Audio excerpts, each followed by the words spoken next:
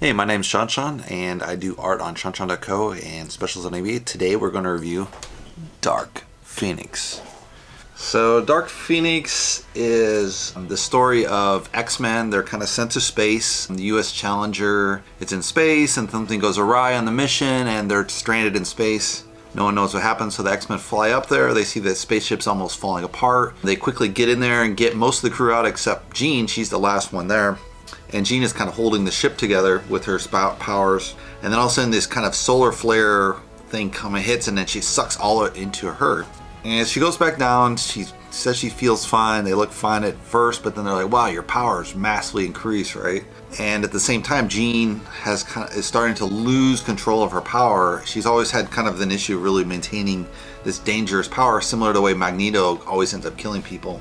So eventually, her superpower causes her to kind of lose control, kill one of the X-Men, and she's kind of outcast. She goes to Magneto and says, hey, maybe I can fit in here. How do you control your power? How do you stop killing people? And then he's going to show her, but then the military shows up, shoots up, she kills a couple of military guys, and he's like, dude, you're crazy. At this point, the X-Men have gone from the force of good, saved the Challenger, really gold star kind of thing, to completely the opposite, where they're seen as the mutants again and we need to round them up. And so the government's very quick to react, and they've created these special bullets that kind of paralyze the X-Men and is able to kind of capture all of them.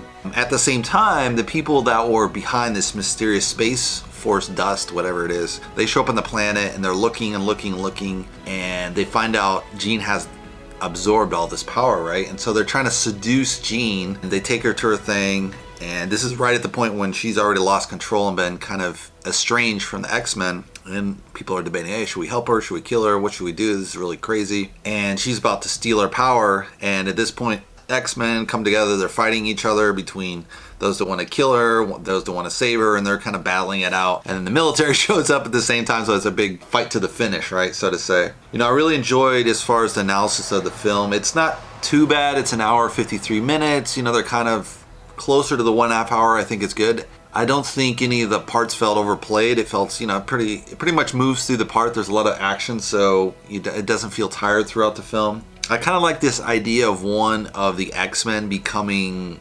a bad person, an evil person, kind of similar to Brightburn in my last analysis. And it's really interesting because they cover this style from her childhood all the way to you find out Xavier's been manipulating her mind, and then she breaks through and loses her bonds and starts to freak out and approaches her father, and her father hates her, and it's like really, it just totally takes her off the top, right? So that's really an interesting element of, one of the X-Men going bad. You've always had kind of Wolverine being on the outside. He doesn't know that he's in, he's out, blah, blah, blah. But he's not anyone that's completely turned evil. You had Raven, in the older X-Men, she actually leaves the X-Men and joins Magneto, but yeah, you never had the sense that one of the X-Men would just lose it and completely turn evil like in Brightburn. Another thing they have here is interesting is the idea of a superhero being offered to take away your superhero powers, and Jean is offered by these aliens, the Vux, to kind of take away her power. It's too much for her, but she's kind of ceding her power. She's like, oh, thank God I'm done with this issue. I really don't want this extra superpower. And at the last second, she's like, hey, by the way, we're gonna kill everyone on your planet. Classic like evil man telling the plans right at the last second, and then they're like, no. So that's pretty fun. I think in a way it's kind of a subtle reference to any kind of person getting too much power, that power corrupting absolutely. Maybe even a reference to, say, per se, Trump taking power and creating a lot of instability in the world with, taking on the EU on trade wars and China on trade wars and Mexico on trade wars and starting a lot of kind of crap up that might lead to real war down the line. And it kind of subtly references that someone that gains too much power should probably be taken out of power. So that's kind of an interesting subtle plug by Marvel to say, hey, maybe we should change direction, not make this guy a 2-term president. But I don't know, that's just kind of putting a lot of political edge into the film that may or may not be there. They don't mention Trump at all, so that's just, making that jump in your own head. The weird thing I think that they do in this film is they have Raven, she is attacked by Jean and she accidentally kills her. And it's so weird because these are the younger X-Men, and as we know, 7 movies before, there was the older X-Men with a whole different cast with Wolverine and everything, and they just got too old to play the part, so they just generated to this new cast.